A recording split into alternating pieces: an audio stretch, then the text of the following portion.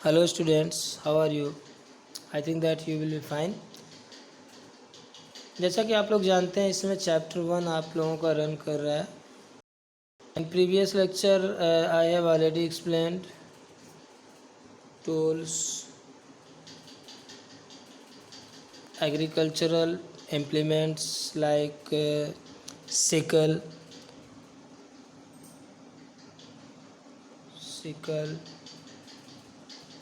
Harvester, thresher, combine, ये सब चीज़ें हमने प्रीवियस लेक्चर में आपको एक्सप्लेन किया था. Today I will explain agricultural practices. तो आज हम एग्रीकल्चरल प्रैक्टिसेस को एक्सप्लेन करेंगे. सबसे पहले हम लोग ये जान लेते हैं एग्रीकल्चरल प्रैक्टिसेस होता क्या है. Agricultural practices are several activities in a particular sequence undertaken by farmers over a period of time to cultivate a good crop.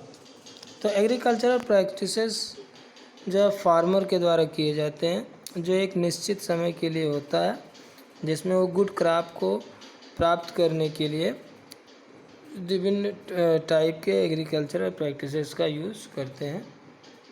Agricultural practices are several activities. तो इसमें बहुत सारी एक्टिविटीज़ जो हैं एग्रीकल्चरल प्रैक्टिसेस में की जाती हैं. ओके. तो शॉर्ट में आपको याद रखना है agricultural practices are several activities undertaken by farmers. Okay. तो फर्स्ट स्टेप इसमें है आपका प्रिपरेशन ऑफ सॉइल. तो एग्रीकल्चरल प्रैक्टिसेस एग्रीकल्चरल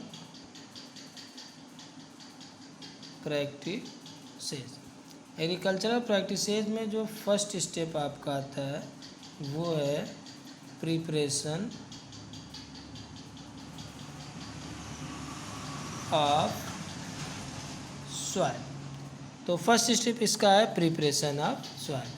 तो जब भी हम एग्रीकल्चर का स्टार्ट करते हैं तो सबसे पहले हम सॉइल को क्या करते हैं, प्रिपेयर करते हैं. कैसे प्रिपेयर करते हैं? प्लफिंग के द्वारा, लेवलर के द्वारा सॉइल को प्रिपेयर किया जाता है. ओके. इसके बाद सेकंड स्टेप आपका आता है. सेकंड स्टेप है selection of seed. Selection of seeds. तो हम सीड्स का जो है सिलेक्शन करते हैं. किस प्रॉपर सीड रहने चाहिए, डैमेज सीड नहीं होने चाहिए. तो सीड का सिलेक्शन करते हैं सेकंड स्टेप में. आफ्टर सेलेक्टिंग सीड्स, जब सीड्स का हम सिलेक्शन करते हैं तब उसको हम सोविंग करते हैं. सोविंग का मतलब बोते हैं. ठीक है. तो ये सेकंड स्टेप आपका हो गया. थर्ड स्टेप है आपका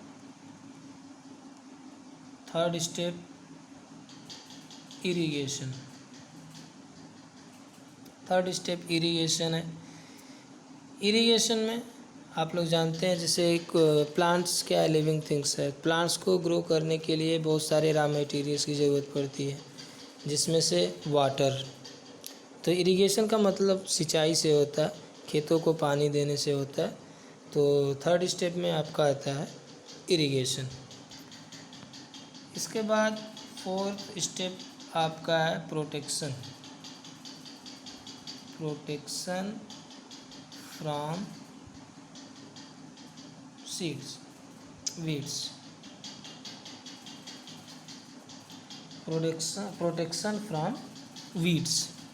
तो फोर्थ स्टेप में जो वीड्स होते हैं, वीड्स हमने आपको बताया था अनवांटेड ग्रास जो होती है वो वीड्स में आती है. तो वीड्स से हमको बचाना पड़ता है क्रॉप्स को. तो ये फोर्थ स्टेप में आता है.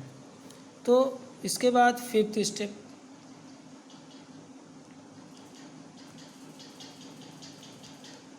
स्टेप में आता है हार्वेस्टिंग.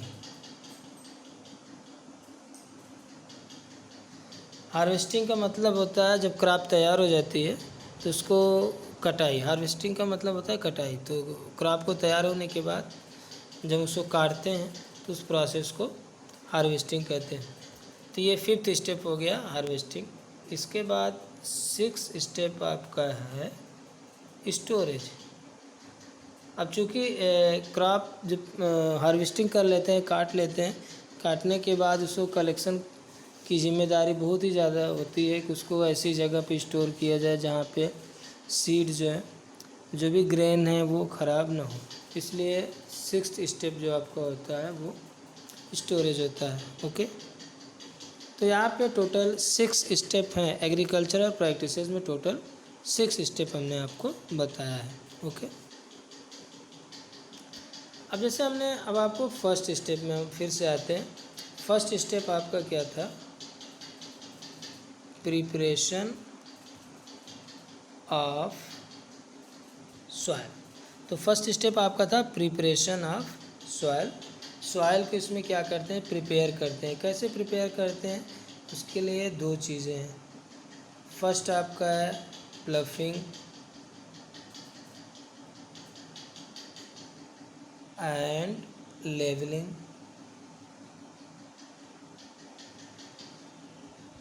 तो प्लफिंग और लेवलिंग से हम लोग क्या करते हैं? सॉइल को तैयार करते हैं। ओके, इसमें एक चीज़ और आता है। फर्स्ट स्टेप में एक चीज़ हम और ऐड कर सकते हैं,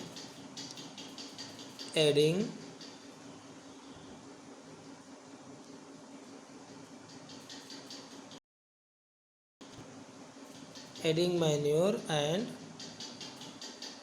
fertilisers.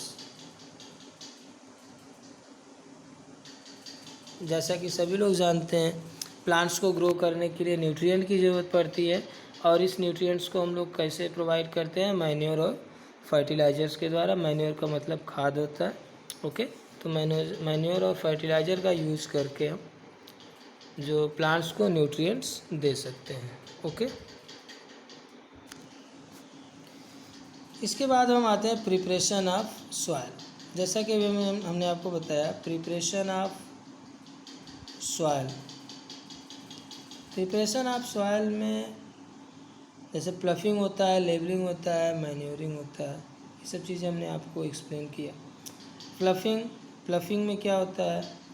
Ploughing is the process of loosening and turning of the soil. Ploughing में क्या होता है? Loosening and turning of the soil. इसी को हम लोग प्लफिंग बोलते हैं। प्लफिंग हम दो तरीके से कर सकते हैं। एक जो है हम यहाँ पे देख सकते हैं, ploughing by animals and ploughing by tractors. तो आपको यहाँ पे एक चीज़ ध्यान देना है, ploughing are done by two type. First by animals and by tractors. वैसे आजकल ट्रैक्टर्स का यूज़ बहुत ज़्यादा होता है प्लफिंग और लेवलिंग के लिए। ओके,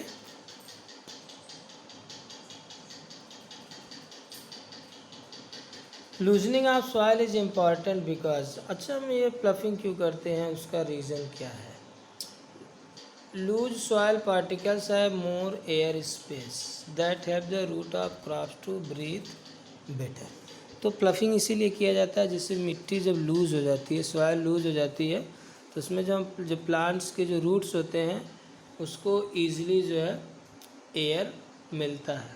ओके, तो मिट्टी लूज होने से एयर ईजिली मिल जाता है रूट्स को।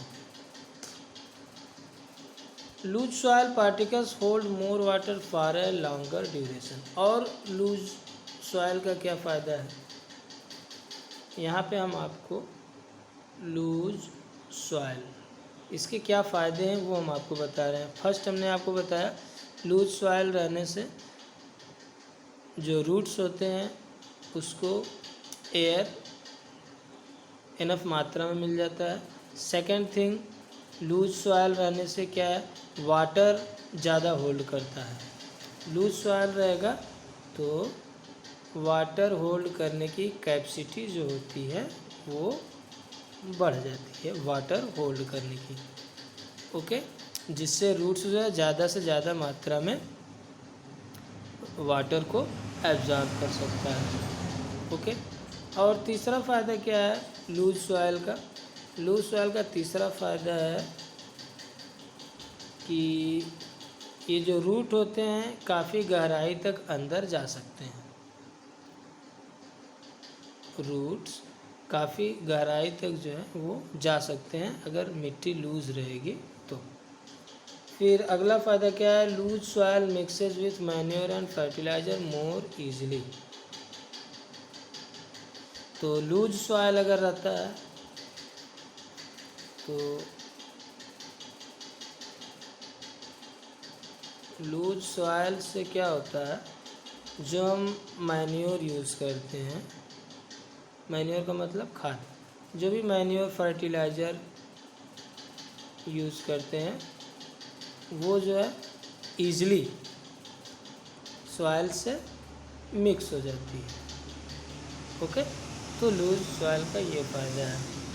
और लूज सॉइल से एक फ़ायदा और रहता है, जब हम शुरू में प्लफिंग करते हैं, प्लफिंग में ही जो अनवांटेड वीड्स होते हैं वो जो है ख़त्म हो जाते हैं। ओके, इसलिए प्लफिंग बहुत ही इम्पॉर्टेंट होती है। Loose soil promote the growth of useful soil microbes. अच्छा, सॉइल में कुछ जो है, सॉइल में कुछ यूजफुल माइक्रोब्स होते हैं। ये जो माइक्रोब्स होते हैं वो इजीली ग्रो करते हैं, जो प्लांट्स को न्यूट्रिएंट्स देते हैं। ओके, जैसे फॉर एग्ज़ाम्पल आपका अर्थवार्म है। अर्थवार्म क्या करता है, मिट्टी को लूज़ भी बनाता है और अर्थ और सॉइल को जो है प्लांट्स को न्यूट्रिएंट्स प्रोवाइड करता है। ओके, इसके बाद नेक्स्ट थिंग है आपका लेवलिंग। लेवलिंग में हमने आपको प्रीवियस लेक्चर में भी बताया था। लेवलिंग में होता क्या है कि जैसे जैसे जब हम प्लफिंग करते हैं, प्लफिंग में कुछ जो है बिग पीसेस ऑफ सॉइल, तो जो बिग पीसेस होते हैं सॉइल के वो रह जाते हैं। उन बिग पीसेस को जब लेवलिंग करते हैं तो जो बड़े बड़े पीसेस होते हैं सॉइल के वो जो है ब्रेक हो जाते हैं, इसलिए लेवलिंग करना भी बहुत ज़रूरी होता है। ओके, तो होमवर्क